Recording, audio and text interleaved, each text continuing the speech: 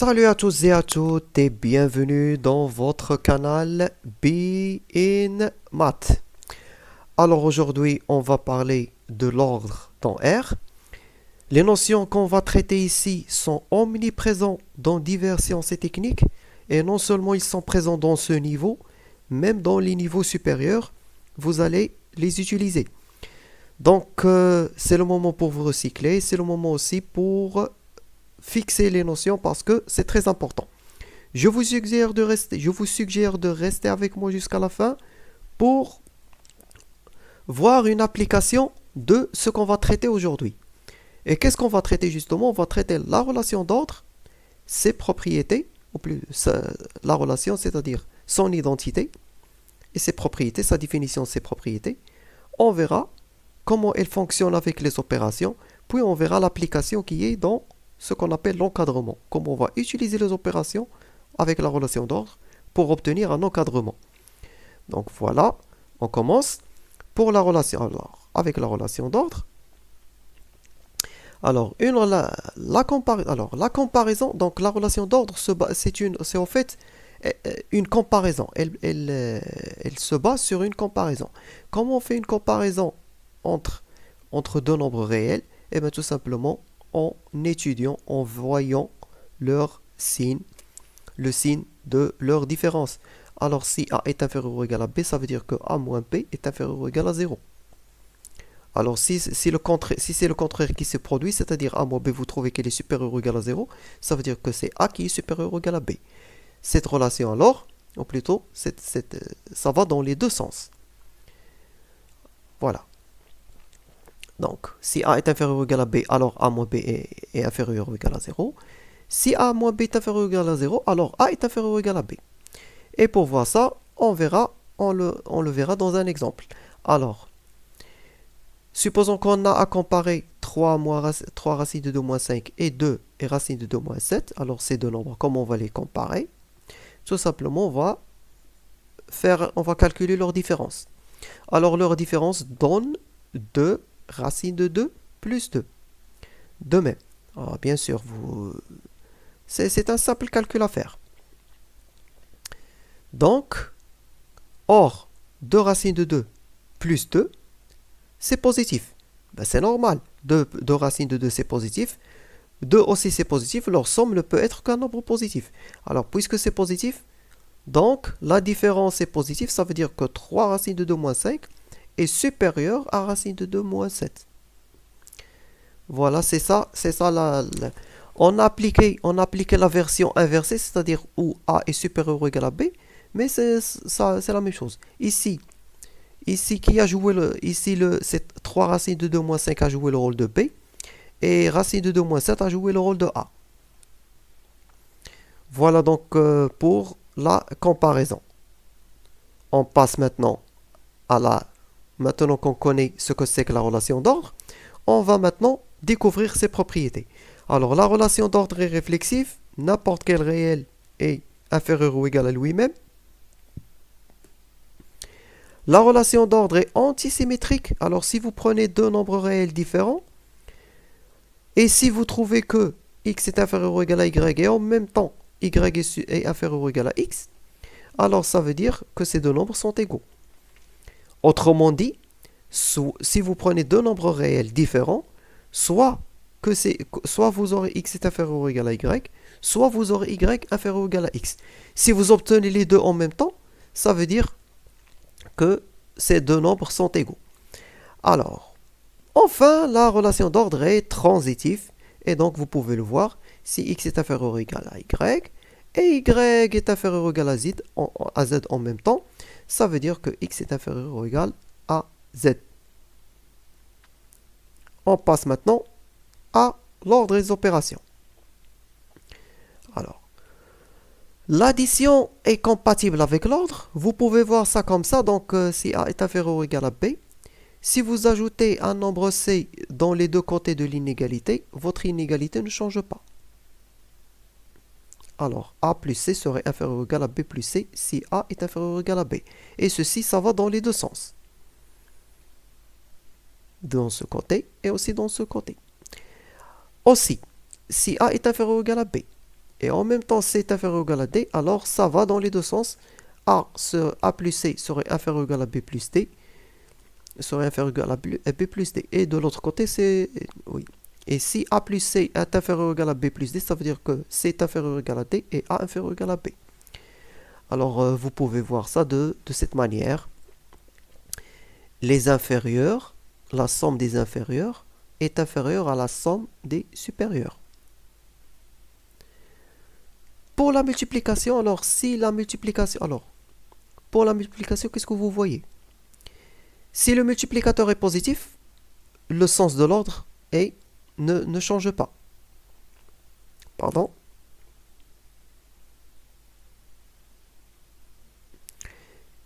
Alors, si le multiplicateur est positif, alors le sens de l'ordre est gardé. Et il est inversé si le multiplicateur est négatif, comme vous pouvez le voir. Si A est inférieur ou égal à B, alors dans les deux sens. Alors ça veut dire, c'est équivalent à dire que A fois C est inférieur ou égal à B fois C, à condition, C doit être positif. Si C est négatif, alors A inférieur ou égal à B, ça veut dire, ou c'est équivalent à dire que A fois C est supérieur à B fois C. Alors, et ça va dans les deux sens. Alors, inversez l'ordre si vous divisez ou vous multipliez par un nombre négatif, et gardez-le si vous multipliez ou vous divisez par un nombre positif. Les inverses, ils ne vont pas changer de signe, ils ne changent pas de signe, mais ils inversent l'ordre. Alors A est inférieur ou égal à B, s'ils sont tous les deux positifs, alors leurs inverses sont tous les deux, ils restent positifs. S'ils sont tous les deux négatifs, alors leurs inverses, ils restent négatifs. Sauf que si A est inférieur ou égal à B, alors 1 sur A serait supérieur ou égal à 1 sur B. Voilà pour l'ordre, les inverses et aussi la relation d'ordre. Maintenant, on verra comment elle fonctionne avec la racine carrée. Alors, si vous prenez deux réels positifs A et B tels que A est inférieur ou égal à B, alors c'est équivalent à dire que racine carrée de A serait inférieure à racine carrée de B. Et inversement, c'est possible. Si racine carrée de A est inférieure à racine carrée de B, alors A est inférieur à égal à B. Les racines carrées, donc, ne changent pas l'ordre. Mais lorsque vous appliquez la racine carrée, c'est ça ce qui est important en fait. Lorsque vous mettez la racine carrée à un carré, il faut faire attention au signe. Racine carrée de x au carré, ça sera donc x pour x supérieur ou égal à 0. Et racine carrée de x au carré ça sera moins x pour x inférieur ou égal à 0. Autrement dit, on verra la séance prochaine une autre notion qui peut résumer ces deux propriétés en une seule équation, en une seule égalité. Donc, si vous êtes encore avec moi, abonnez-vous et activez la cloche pour ne pas rater la prochaine séance. Et merci de rester jusqu'à là. Donc, on continue. Pour deux réels positifs, la puissance ne va pas changer l'ordre. Ben justement, si A est inférieur ou égal à B, alors ça veut dire que A à la puissance n est inférieur à B à la puissance n. Inversement, si A à la puissance n est inférieur à B à la puissance n, alors A est inférieur ou égal à B. Donc, pas de changement d'ordre pas de changement d'ordre pour racine carrée et pour la puissance. Maintenant, on peut attaquer l'application qui est l'encadrement. On peut attaquer l'encadrement. Donc, je vais vous faire un exemple très simple. Alors, l'encadrement de x pour tout. Alors, c'est quoi d'abord un encadrement? Un encadrement, en fait, c'est toute expression sous forme qui s'écrit sous cette forme.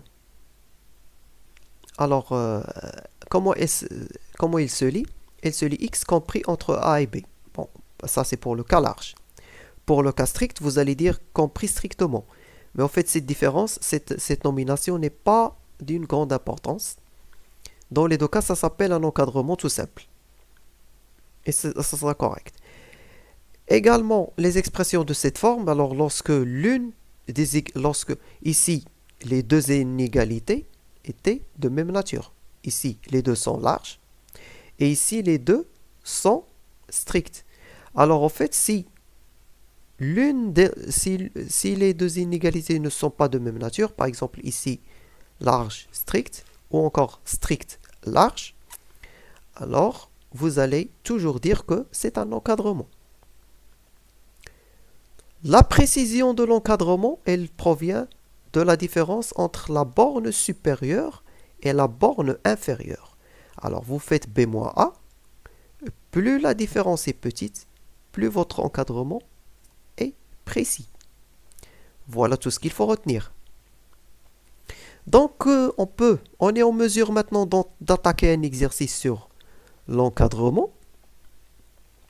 Alors voici un encadrement pour A, donc moins 3, moins 1, et un encadrement de B pour 0 entre 0 et 2. Alors on nous demande de trouver un encadrement pour grand A qui est 3B moins 2A. Et bien comment on va procéder? On va appliquer les propriétés qu'on a vues dans ordre et opération. C'est-à-dire on va encadrer 3B, on va encadrer moins 2A, puis on va faire la somme et utiliser la compatibilité multiplication et addition avec la relation d'ordre. Pratiquement, voilà comment ça se passera pratiquement. On va encadrer donc moins 2A. Alors A, si A c'est entre moins 3 et moins 1. Moins A, donc on a multiplié tout le monde par moins 1, donc il faut inverser l'ordre. Donc moins 1 qui était borne supérieure, l'on multiplié par moins 1, elle va devenir 1. Elle va devenir borne inférieure. Et moins 3 qui est multiplié par moins 1. Alors, moins 1 multiplié par A, ça fait moins A. Et moins 1 multiplié par moins 3, ça fait 3. Donc l'ordre serait inversé parce qu'on a multiplié par un nombre négatif. Donc ça deviendra 3.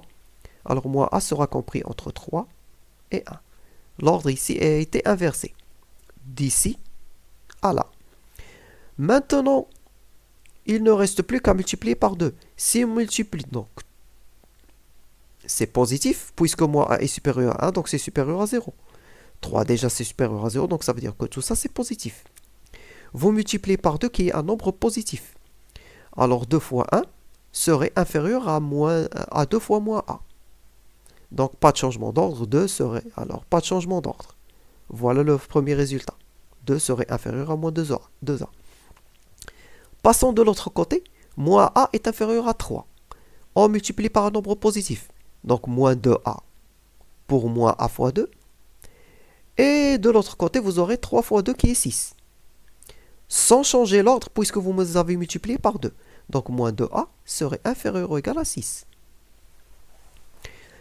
En résumé, ou en conclusion, moins 2A serait compris entre 2 et 6. On fait la même chose pour 3B, sauf qu'ici on aura moins de travail à faire, puisque B est entre 0 et 2. Donc on va multiplier tout le monde par 3. 3 fois 0, elle reste 0, sans changer d'ordre. 3 fois 0, elle reste 0, ça reste une borne inférieure.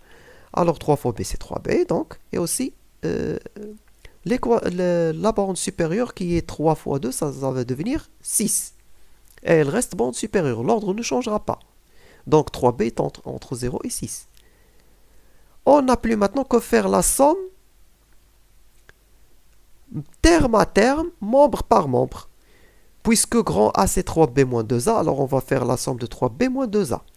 Alors, puisque 3B est supérieur à 0 et moins 2A est supérieur à 2, alors là on a appliqué la propriété.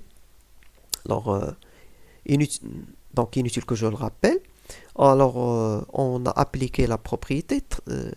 La somme des supérieurs serait supérieure ou égale à la somme des inférieurs. Donc c'est ainsi. Donc A c'est 3B moins 2A, ça veut dire la somme de 3B plus moins 2A. Alors 3B moins 2A serait inférieur à 0 plus 2, 0 plus 2, et serait également supérieur à 0 plus 2.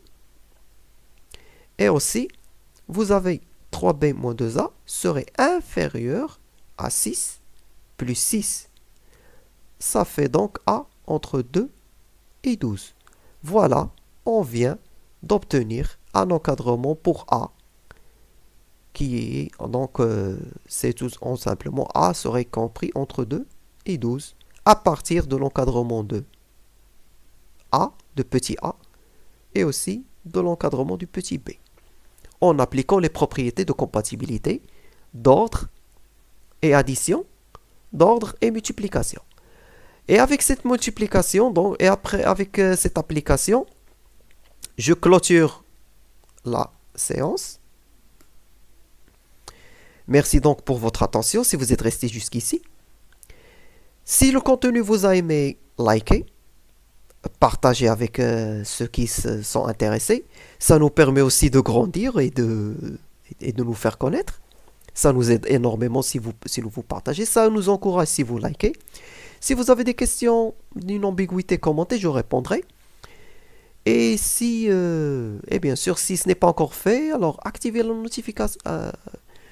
Abonnez-vous, activez les notifications pour être présent pour la suite et pour utiliser pour être présent pour la suite. Et d'ici là, portez-vous bien, à bientôt.